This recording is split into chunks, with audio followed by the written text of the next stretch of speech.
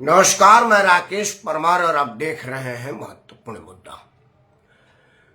मित्रों, महत्वपूर्ण मुद्दा में आज सबसे महत्वपूर्ण विषय तो यह था कि श्रीमान राहुल गांधी को केरल सेशन कोर्ट ने उनके उस याचिका को रद्द कर दिया है जिसमें उन्होंने यह इल्जाम लगाया था कि उनको सजा बेमतलब या गैरकानूनी तरीके से दी गई है।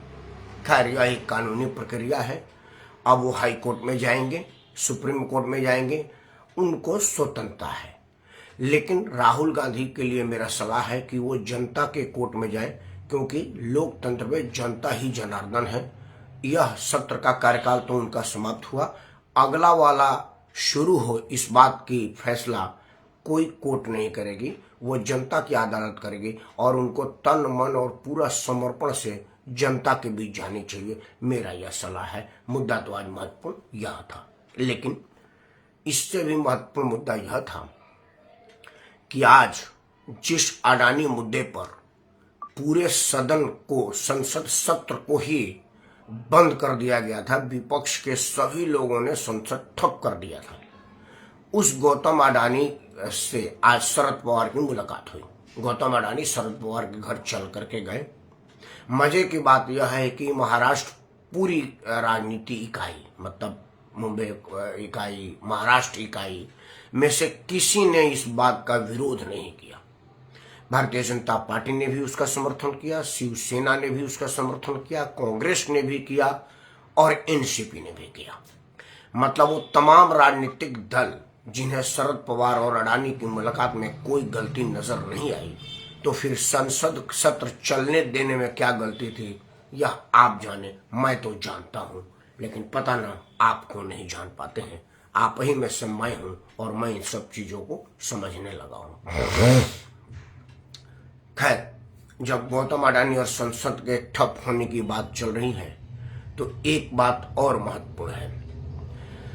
अतीक अहमद का जब से इनकाउंटर हुआ है कुछ अनजान लोगों द्वारा, बहके हुए नौजवान या दिग्भ्रमित बच्चों के द्वारा, जब से यह हत्याकांड हुई है तब से अतीक तो चला गया, उसका भाई भी चला गया, उसका एक बेटा और खास गुर्गा भी चला गया, बाकी परिवार फरार है या कोई जेल में है। लेकिन तब से आज तक समाचार चैनल से अतीक नहीं गया है। खैर, मेरा मुद्दा अतीक नहीं है। मेरा मुद्दा यह है कि जितने भारत में राजनीतिक दल हैं उन तमाम लोगों को और भारत में रहने वाले करोड़ों लोगों को इस बात की चिंता जरूर है कि गौतम अडानी इतना जल्दी इतना बड़ा बिजनेसमैन कैसे हो गया, उसने हजारों करोड़ का साम्राज्य कैसे खड़ा कर दिया। यह तब है जब गौतम अडानी का सीधा सीधा व्यवसाय दिख रहा है कि वो सुई से लेकर के तलवार तक और अब तो बम बारूद तक बनाने लगा है। जमीन के नीचे से लेकर के आसमान तक की ठेकेदारी उसके पास है। कैसे लिया, क्या तरीके से लिया, यह जांच का विषय हो सकता है, संदेह का सब्जेक्ट हो सकता है, लेकिन गौतम अडानी व्यवसायी है यह तो स्पष्ट है। यही मुद्दा है कि उसका बिजनेस सीधा जल्दी बढ़ा कैसे और किसके वजह से फल फूल रहा है। खैर, वो तो कुछ कुछ अंदाज लग रहा है कि देश के सबसे वरिष्ठतम राजनीतिक सदस्य, आज की तारीख में सबसे सीनियर सदस्य शरद पवार साहब जब गौतम अडानी से मुलाकात करते हैं तो किसी को कोई ऑब्जेक्शन नहीं होता, या इसी से समझ में आ जाती है। खैर, मेरा मुद्दा वो नहीं था। मेरा मुद्दा यह था कि जिन लोगों को गौतम अडानी के बढ़े हुए संपत्ति की चिंता है, उनमें से एक भी आदमी ने अतीक अहमद के बढ़े हुए संपत्ति पर कोई चर्चा नहीं किया, कोई बयानबाजी नहीं है। किसी भी राजनीतिक दल के सदस्य ने, भारत के महानतम नागरिकों में से सजग प्रहरियों ने, जो फेसबुक, यूट्यूब और अलग अलग सोशल नेटवर्किंग साइट पर अपना अपना भड़ास निकालते हैं, सरकार से प्रश्न पूछते हैं, विपक्ष से प्रश्न पूछते हैं, उनमें से किसी ने यह प्रश्न नहीं पूछा कि भाई अतीक अहमद का बाप तांगा चलाता था, इतना ही ज्यादा दुर्दिन और गुर्बत में रहने वाला दीनहीन गरीब आदमी का एक बच्चा जो स्वयं भी बहुत गरीब था, उसका कोई बिजनेस व्यवसाय नहीं है, सामाजिक काम करता है, उसके पास गौतम अडानी से भी ज्यादा संपत्ति कहां से आई। यह चीज समझने वाली बात है। गौतम अडानी का खुला व्यवसाय है, सामने दिख रहा है, देश दुनिया में उसका बिजनेस है।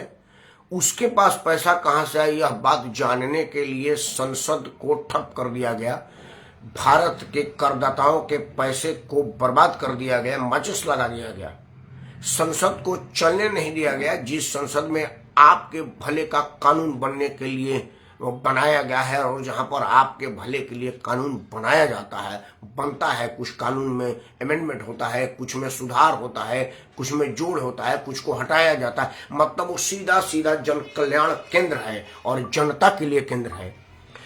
उस संसद के निहायत ही जरूरी मुद्दों को उठने नहीं दिया गया, संसद को टोटल ठप कर दिया गया। लेकिन उनमें से एक भी आदमी इस बात का मांग नहीं किया कि भाई गौतम अडानी के मुद्दे पर हम संसद को ठप कर सकते हैं, तो अतीक अहमद के आमदनी के मुद्दे पर प्रश्न तो पूछ ही सकते हैं। यह बात भी आप क्यों नहीं समझ पा रहे हैं? मैं नहीं समझ पा रहा हूं, मैं तो समझ रहा हूं, पता ना आप क्यों नहीं समझ रहे। खैर, महत्वपूर्ण मुद्दा ये भी नहीं था, क्योंकि अब देश में कोई मुद्दा महत्वपूर्ण नहीं है जिस पर देशवासी उद्वेलित हो, क्योंकि अतीक अहमद किसी का चाचा है, किसी का ताऊ है, किसी का बाप है, किसी का खास है, किसी के लिए वो मुसलमान है तो किसी के लिए वोट बैंक है, और किसी के लिए गुंडा है।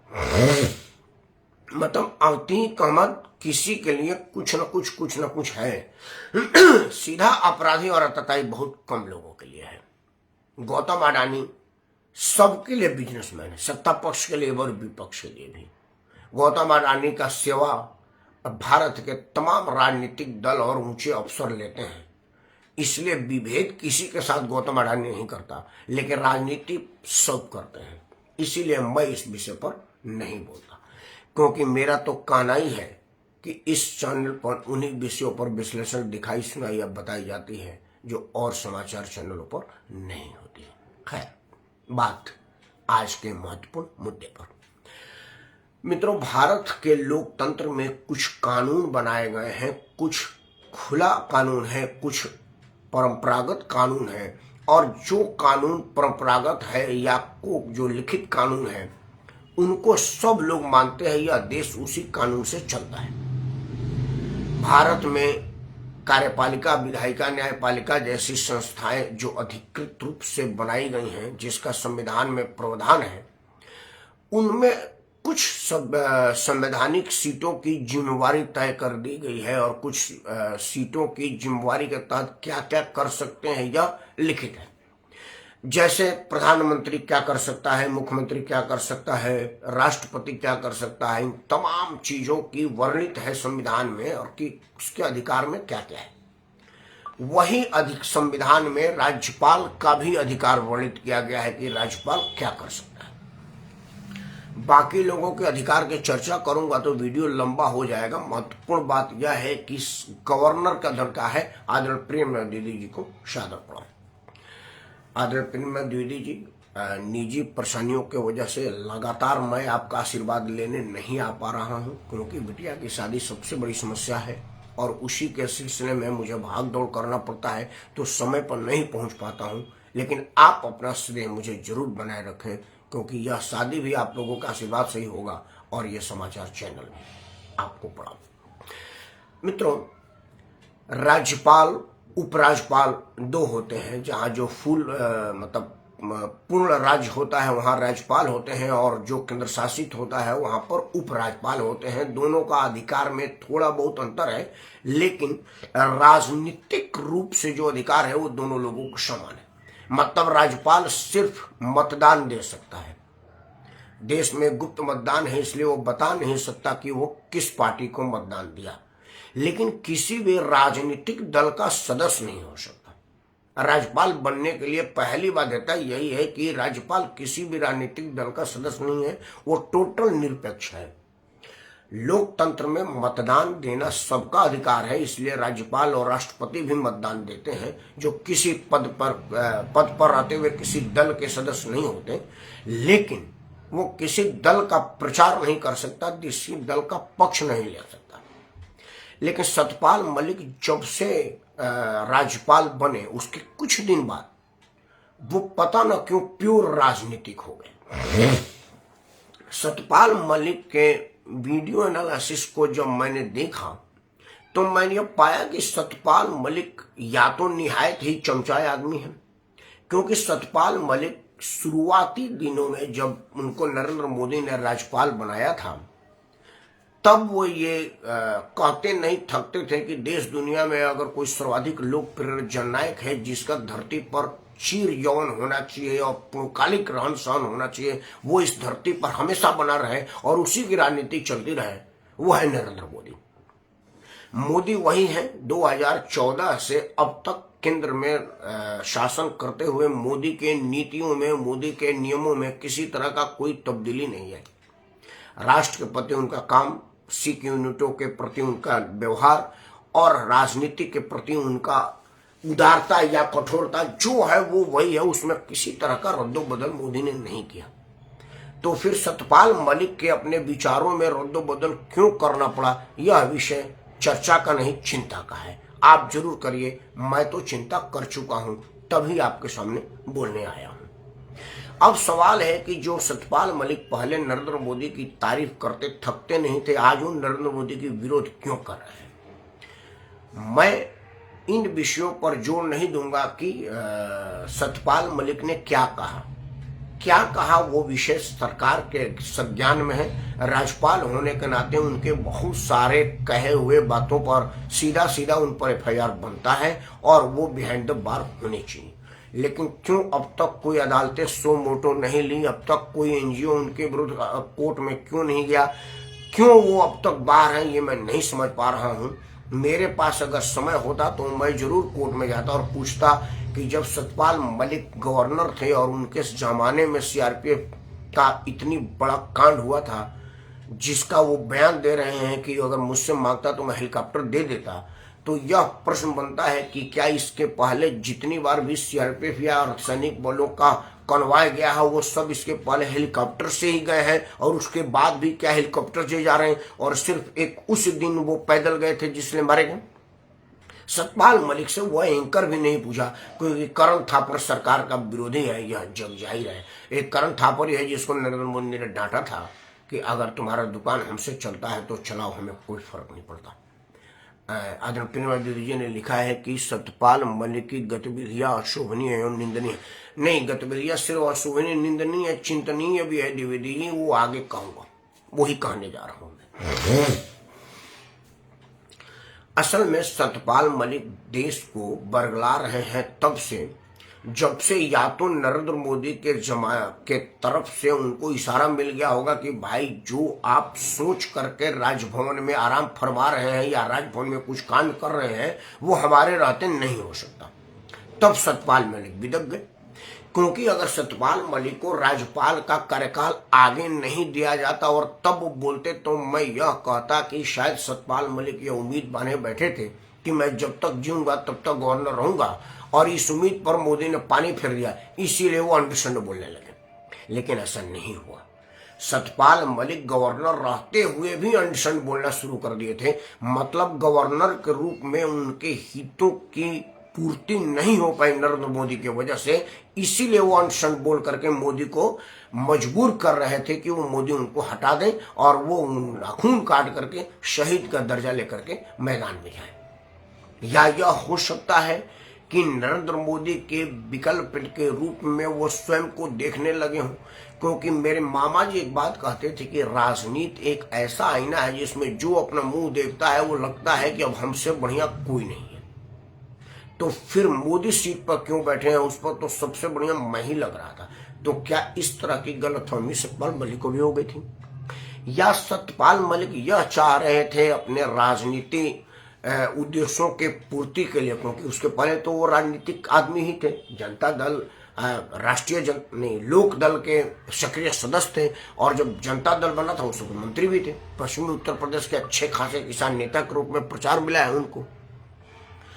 तो क्या सतपाल मलिक विरोधी दल के राजनीतिकों के षड्यंत्र का शिकार बन गए, या उनके बहकावे में फंस गए, या वह यह उम्मीद पाले बैठे थे कि अगर मैं सीट पर बैठे हुए कुछ अनशन बोलूंगा तो मोदी मजबूर होकर के मुझको बाहर निकालेगा, और बाहर निकलते ही मेरी राजनीति पारी शुरू हो जाएगी, कोई ना कोई राजनीतिक दल हमको पलक पावड़े बैठा है हमको हाथों हाथ ले लेगा। क्या इस उम्मीद से सतपाल मलिक बयानबाजी किया करते थे, क्योंकि दोनों में से कोई तीसरा बात लगता है तो आप मेरे को मार्गदर्शन करिएगा। पहला बात कि गवर्नर होते हुए शायद सतपाल मलिक के हितों की पूर्ति नहीं हो पा रही थी, या वो कुछ हित साध रहे होंगे जिसका प्रधानमंत्री ने सूचना दिवा दिया गया होगा कि भाई ये नरेंद्र मोदी का सरकार है और यहाँ पर इस तरह का खुला खेल खेलने की इजाजत नहीं है, क्योंकि हमारा तो स्लोगन ही है कि ना खाऊंगा ना खाने दूंगा। तो जब मैं खुद नहीं खा रहा हूं तो तुमको क्यों खाने दूं, और जब तुमको खाने नहीं दूंगा तुमको बिलबिलाहट होगी। तो क्या नहीं खाने देने की छूट या दबाव बनाने की वजह से सतपाल मलिक अनशन बोलने लगे थे कि जब यहाँ कुछ मिल ही नहीं रहा तो इतने बड़े आलिशान राजभवन में बैठ करके मैं क्या करूंगा, बाहर जाऊं खुला राजनीति करूं। या दूसरा बात कि सतपाल मलिक सोच रहे होंगे कि भाई राज्यपाल का कार्यकाल से कुछ नहीं मिल रहा है, जा करके सीधे राजनीति करें और मोदी के अनुकंपा पर राज्यपाल का पद पाते हुए अगर मैं मोदी का विरोध करूंगा तो कोई ना कोई राजनीतिक दल मुझे जरूर ले लेगा। यहाँ पर ध्यान देने वाली बात है, मैं आप सब लोग जानते हैं लेकिन फिर भी मेरा फर्ज है कि मैं बता दूं। सतपाल मलिक जिस सीट को सुशोभित कर रहे थे वो कोई कंपटीशन में पास किया हुआ सीट नहीं है, ना ही सीधा जनता के द्वारा चुना हुआ सीट है। वो सीधा सीधा प्रधानमंत्री के अनुकंपा पर प्राप्त सीट है। और प्रधानमंत्री चाहे तो आदरणीय प्रेमनंद दीदी जी को सीट पर बैठा दें या राकेश परमार को बैठा दें, क्योंकि आयु सीमा तो मैंने भी पार कर लिया है गवर्नर वाला। शिक्षा तो आप लोगों के आशीर्वाद से हाई है, लेकिन राज्यपाल और मुख्यमंत्री बनने के लिए शिक्षा निहित नहीं है और उम्र चाहिए जो मेरे पास है। उस उम्र सीमा को मैं पार कर चुका हूं, भारत का नागरिक हूं, आपराधिक पृष्ठभूमि नहीं है और किसी थाने में कोई केस नहीं है। प्रेमनाथ दीदी जी वही मामला यही बनता है।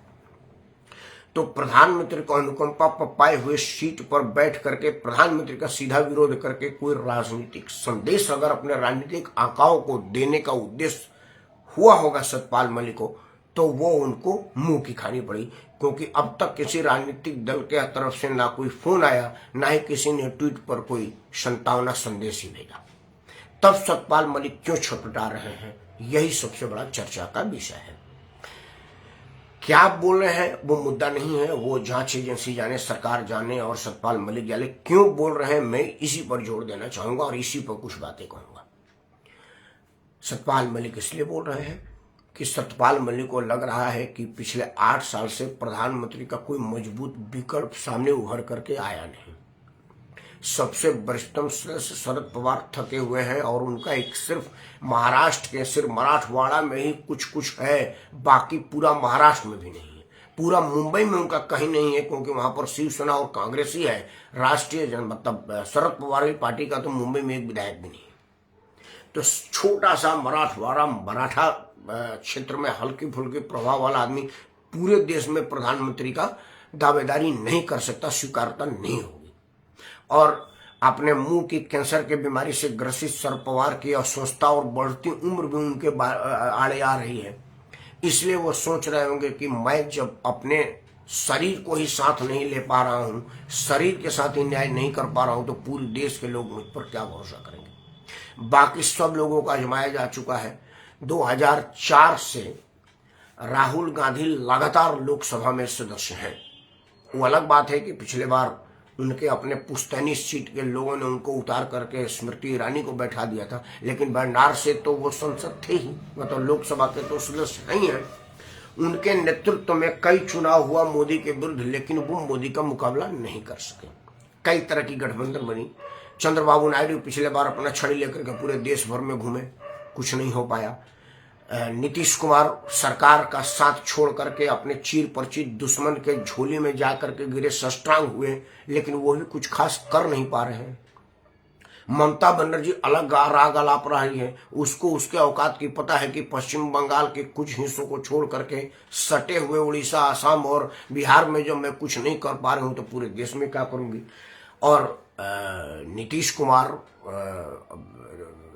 अरविंद केजरीवाल, नवीन पटनायक, मतलब बाकी सब लोगों ने देख लिया कि मोदी का मुकाबला कोई नहीं कर पा रहा है। तो सतपाल मलिक को राजनीतिक कुलबुलाहट ने यह गलत फहमी में तो नहीं न भर दिया कि जो कोई नहीं कर सका वो मैं करूंगा। और लोग मेरे नेतृत्व में आकर के इकट्ठा हों, क्योंकि बिल्ली के घंटी गले में घंटी कौन बांधेगा, यही प्रश्न तो राजनीतिक दल के सामने है कि कौन मुकाबले में आए।